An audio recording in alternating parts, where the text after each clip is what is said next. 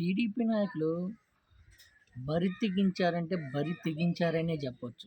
అసలు మానవత్వము అయన్నీ మంట గలిపే విధంగా తయారయ్యారు.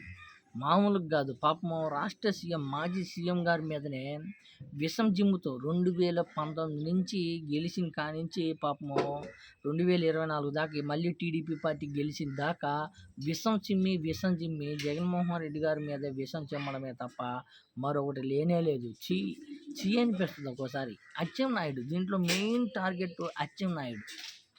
అచ్చెన్నాయుడు అయితే పాపము జగన్మోహన్ రెడ్డి గారు, అచ్చెన్నాయుడు, అయ్యన్న పాత్రుడు వీళ్ళిద్దరూ జగన్మోహన్ రెడ్డి గారు గెలిచాడు అన్న కానించి ఇప్పుడు ఏదైతే ఓడిపోయేదాకా వాళ్ళ కడుపు పంట చల్లారనే చల్లలేదు.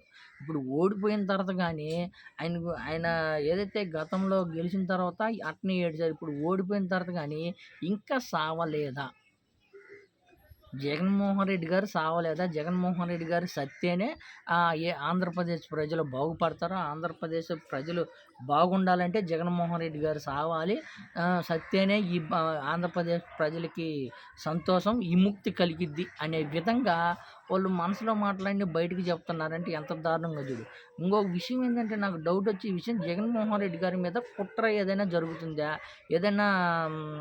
ఏదైతే ఏదైనా మర్డర్ ప్లానింగ్ చేయడానికా, లేకపోతే ఏదైనా హతమార్చడానికి ఏదైనా ప్లాన్ చేశారా అనే విధంగా నాకు ఒక అనుమానం అయితే వస్తుంది. ఎందుకంటే గతంలో జగన్మోహన్ రెడ్డి గారి ఇంటి దగ్గర కానీ ఏదైతే ఈ పచ్చ మీడియా ఛానల్స్ కానీ ఏదైతే కార్యకర్తలతోటి మాట్లాడి రెచ్చగొట్టి ఇంటి మీదకి దాడి కొడికి విధంగా కొన్ని దారుణమైన మాటలు మాట్లాడే విధంగా రెచ్చగొట్టారు గతంలో. కానీ మొన్న అయ్యన్న పాత్రుడు వేరే ఒక ముసలాయన మాట్లాడేటప్పుడు కానీ జగన్మోహన్ రెడ్డి గారు సావలేదు, ఓడిపోయాడు అంతేగాని సావలేదు, ఆయనకి లక్షల మంది అభిమానులు ఉన్నారు, ఆయన సత్యనే తప్ప మీకు బాగుండేది లేకపోతే లేదనే వాక్యాలుగా మాట్లాడారు. మళ్ళీ ఈ మధ్య ఒక మీటింగ్లో మాట్లాడుతూ కానీ అదే వాక్యం మాట్లాడారు. మొత్తానికి జగన్మోహన్ రెడ్డి గారిని అంతమొందించడానికే ఒక కుట్ర ఏదైనా జరుగుతుందనే విధంగా